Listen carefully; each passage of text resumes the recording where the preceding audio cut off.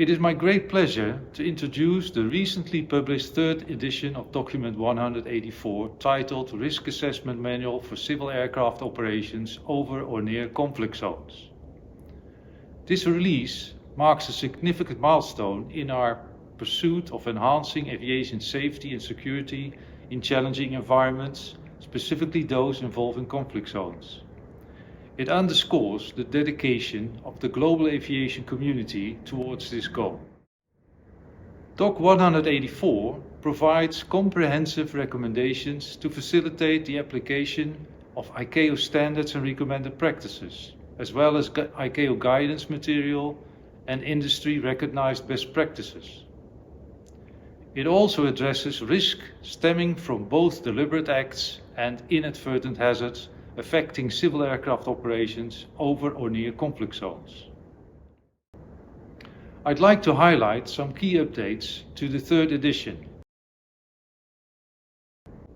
The first noteworthy aspect of this updated guidance is the amendments to the manual's terminology and definition. In the event of a pre-conflict, conflict, or post-conflict situation, a well-structured framework, delineated roles and responsibilities is necessary to effectively mitigate risks and make informed decisions. The heart of this updated manual lies in the revisions made in Chapter 4, the Risk Assessment Guidance. To complement the updated risk assessment guidance, a risk mitigation inventory has been added as an annex to the document. One method of mitigating involves restricting or closing airspace.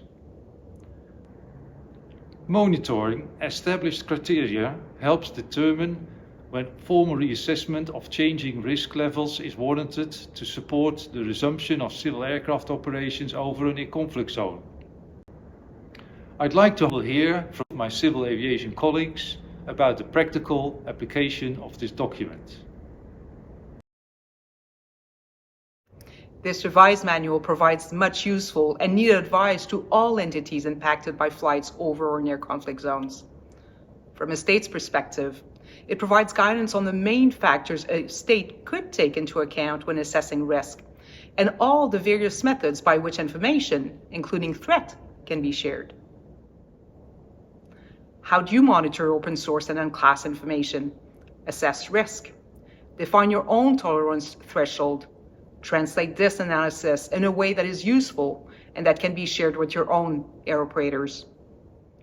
I encourage everyone to get familiar with this new product so we can all, together, make our skies safer.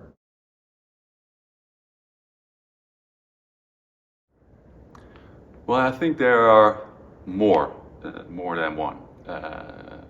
So if you look from my first perspective, I think the cultural perspective and speaking the same language, understanding where all the parties come from, I think that's really important. So harmonization in a generic sense.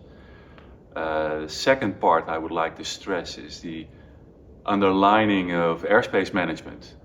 Really important for us as airlines to be able to trust countries that are on the ball and really take the right measures. And we've seen in recent times that with the infamous balloon incidents in the US, but also in Ukraine and Israel, that the countries self did a great job of having a very good grasp of their airspace. And that's really helpful for us as airlines when we do our own risk assessment.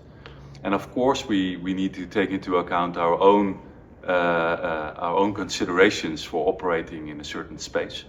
So last point I would like to mention and also stress is the understanding of the precautionary principle. We really think that is essential in our operation to hit the pause button if you would like to say like that, and declare an area high risk awaiting assessment. So we can all have a clearer understanding of what's really happening on the ground. So that's something we are really happy with, that it's been taken into account and also part of the discussion with all the parties. Next year is the 10th anniversary of MH17, the tragic events that surrounded that occurrence. And when we talk about the evolution of this particular manual, we're so happy to see that continued guidance, specifically around the methodologies for what constitutes a closed, prohibited, restricted airspace, is really articulated in this new version of the manual. What's also notable is the collaboration, and we hear that a lot, and it means different things to many people.